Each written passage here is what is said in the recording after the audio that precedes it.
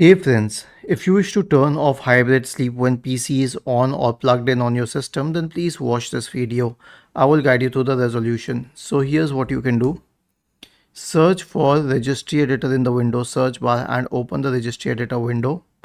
And then you can scroll to the following path: HKey local machine, software, policies and Microsoft.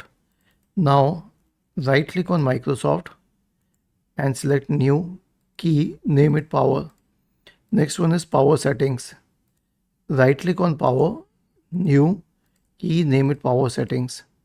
And now you can create another key under it. I will share this number in the description section of the video, so you don't need to remember it. Right click new key and name it this number.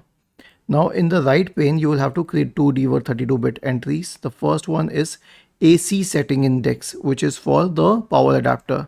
Right click new DWORD 32-bit value, name it. Make sure that the value data is 0. Then another one, DC setting index. DC is for the battery. Right click new DWORD 32-bit value, paste it here. Double click, change it to 0. I mean, it should be 0. Click on OK. That's it.